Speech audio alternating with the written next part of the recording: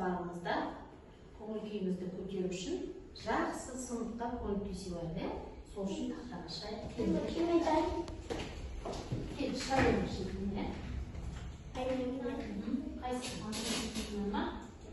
Қанеки? Қаны барымыз бірге? Өте жақсы. Келді.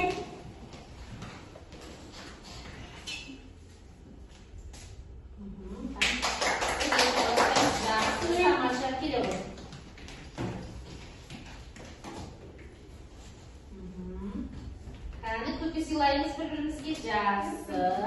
Келе оқым.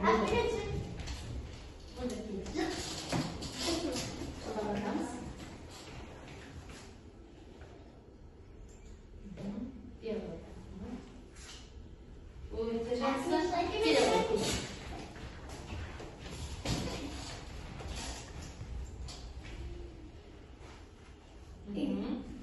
Жақсы. Кел, кім қалды? Кел, Айсұлтан.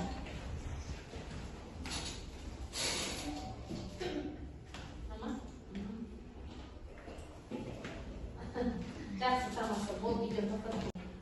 10 балдық шкаламен бағаламайды. Сабаққа жақсы қатысуға тырысамыз.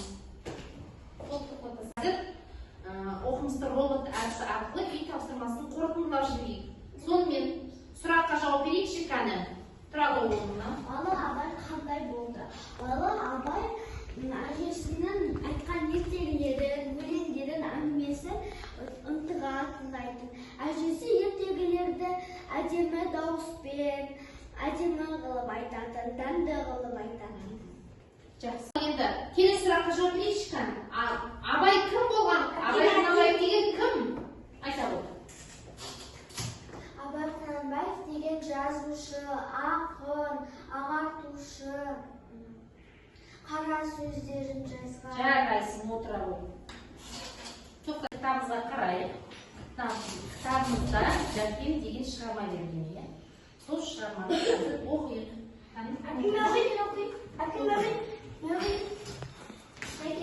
Бір күні кешкілік есік алдына машине келіп тоқтады. Машинеден қимылы ширақ адам түсті. Ол амандықтан соң жамбыл адамды тез киіндіріп алып кетті. Біз еш нәрсе түсінбестен үнсіз қалдық. Ал енді балалар, біз қазір жамбыл атамыздың өмір баянымен танысайық. Мына видеоны тамашалайық. Жамбыл ауылының өңірінде дүниеге келген. Ауыл ортасынан қаттаған, бала кезден домбыра үйреніп ән шығарған. Әкесі жамбылда жылқышыға беріп, ат құлағында ойнайтын шабандоз шаймаш болады. Алайда домбыра жеп ән салатын жамбыл ақындық өнерді таңдап, Сүйінбайға барып, одан бата сұрайды. Менің бірім Сүйінбай, сіз сені мен сыйынбай деп оның ісіне ұстаздықтады. Бата дарған балағанын есейе келе, жиын тойларды айтысып, Шашубай, Досмағамбет, Бөлтірік, Сарбас секілді талай азулы ақындарды жеңеді. Өз жағынан көптеген жыр, өлең, дастандарды шығарады. Ақынның сорып салмақтарын жолы сондай, аузынан шыққан әрбір сөз жыр секілді төгіліп тұрған екен. Мынау сандықша әдісі арқылы біз сандықшаны таңдаған кезде бізге сұрақтар беріледі. Біз сол сұрақтар арқылы бүгінгі жаңа сабағымыздың тақырыбын анықтап алайық. Кәнеки, бірінші сұрақты кім оқиды?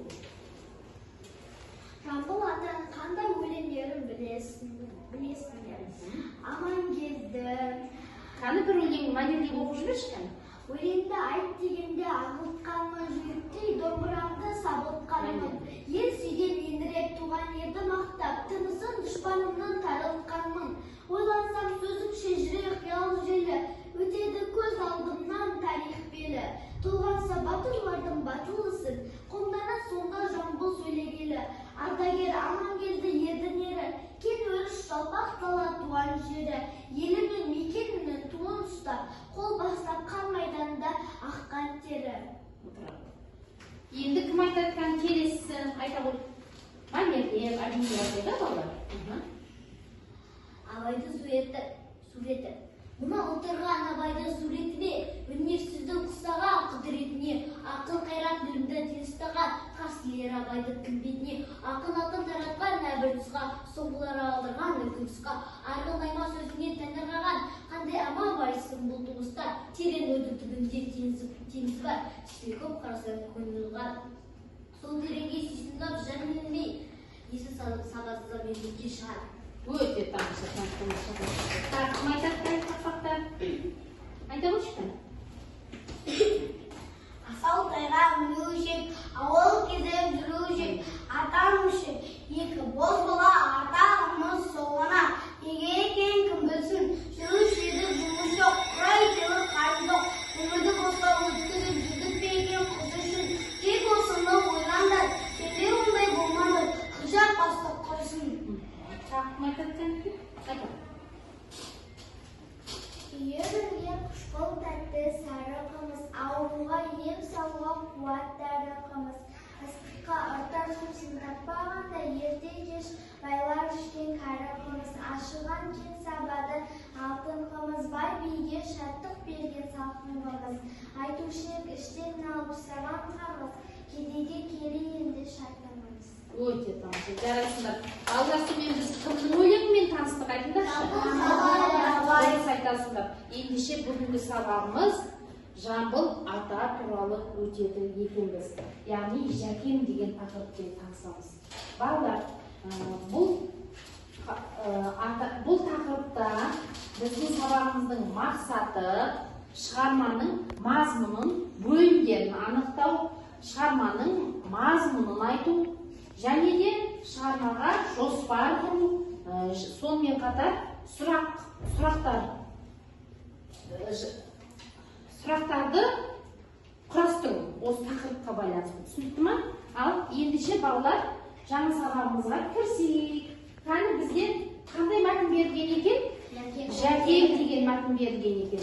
Қанекей соны оқимыз. Бәрімізде? Тоқта. Ертеңді ұйқыдан сергек ояндық, 2-3 жігіт бағаналарға түсіп шығып жүр.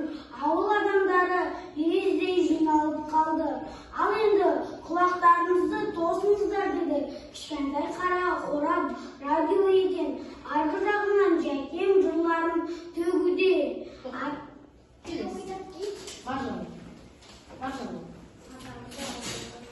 Атамды асығыс алып кеткен ақын Әбілда Тәжбаев екен. Алматыда өткен ақындар айтысында қатыстырылыпты.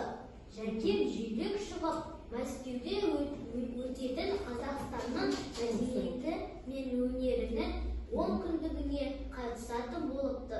Кейіннен Жәкемді қарсы алуға Алматыға келдік. Болды.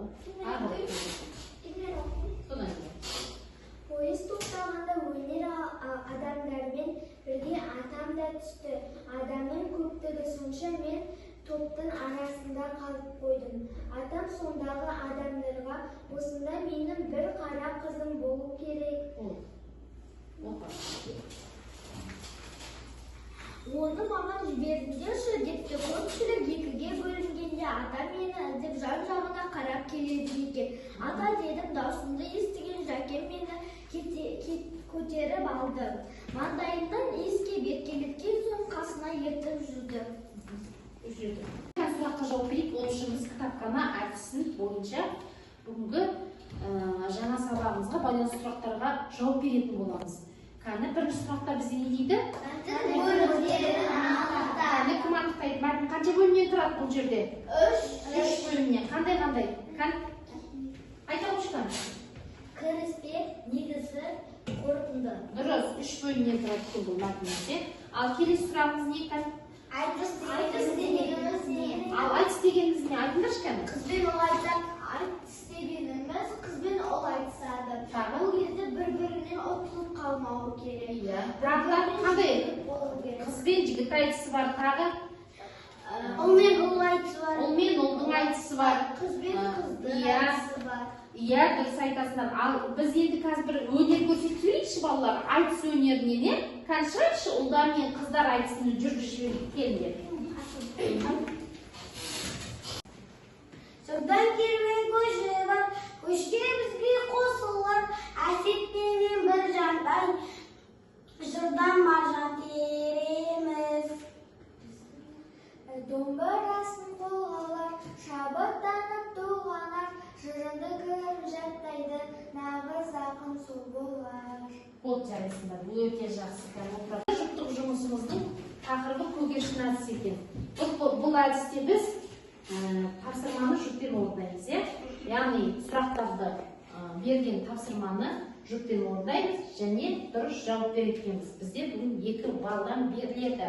Бірінші жұп мәтін бойынша сұрақ құрастырасыңдар, яғни айып мен алтынбек. Келесі әке сүйіспеншілігі айтылған тұста әңгімеле. Ол Маржан мен Мөлдірге. Келесі үшінші тапсырмамыз радиода не туралы айтылды? Түсінікті ме? Ал жұптасамыз да тез ақылдасамыз. Тез табамыз ка? Бірге жұмыс істейміз.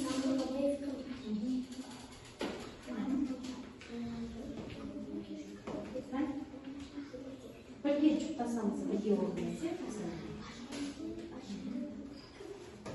Дайынсыз ба? Қай жұптаймыз?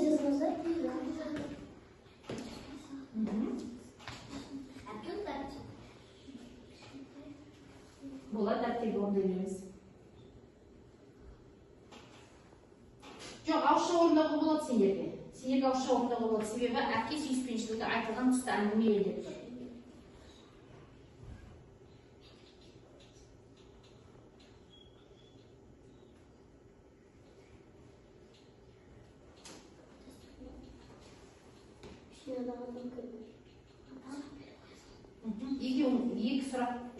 Екі сұрақ құрастырыңдар, жетер 2 сұраққа.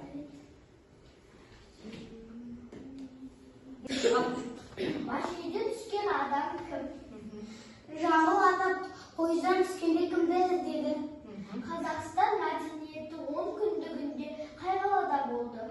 Жақсы отырыңдар. Сұрағына жауап береміз бе? Білеміз, сұраққа жауабын. Қан келе ғой. Тыңдам. Радио айтты. Ал енді құлақтарыңызды тосыңыздар. Жәкемнің жырларын төгіп жаттырды. Қайықта төгіліп айтылып жатты? Радиода отыра орында. Кел.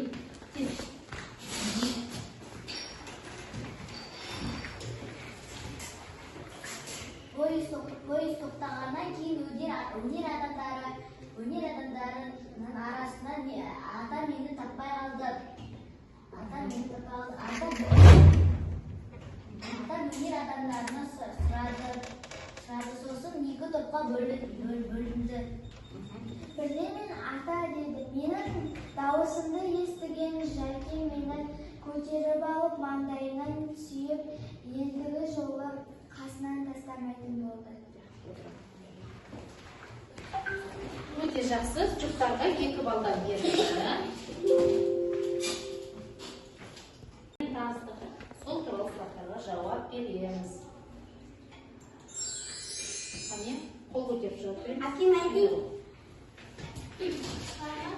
Шығарма Жамбыл Жабаев туралы. Жамбыл Жабаевтың қызы туралы. Келесі тапсырмамызды ашайық. Жамбыл Жабаев ақын, айтысушы. Айтыс ақыны екен. Айтыс ақыны. Дұрыс жауабын керемет. Келесі. Айтады кәмпей? Айтады. Жәкен ең бірінші Жәкен қайда өнер көрсетті дейді? Алматыда көрсетті. Одан Жеңіп шығып Мәскеуге өнер көрсетті. Жақсы. Мәскеуде қандай Қазақстанның мәдениеті. Қазақстан мәдениетінің 10 күндегінде өнерін көрсеткен екен. Келесі тапсырмамыз. Ақынның қандай өлеңдері Амангелді? Абайдың суреті. Қымыз.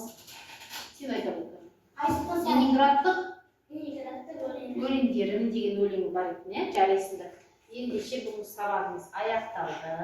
Үйге тапсырма осы Жәкен мәтінін оқып келеміз.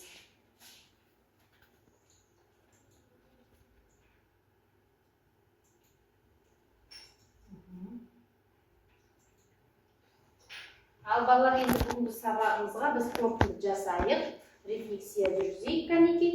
Балалар, сабақ бүгін сендерге қызықты, әрі бәрі түсінікті болса, біз жасыл асықты таңдаймыз. Егер түсініксіз сұрағың бар десеңдер, сары асықты таңдайсыңдар.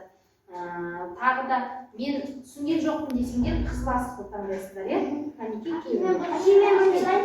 қатарынан шыға беріңдер.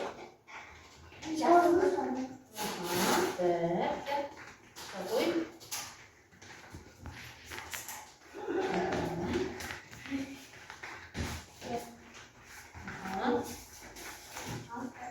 Өте жақсы. Бәрінде жасыл асықты таңдадыңдар. Сабақ қызықты болды ма?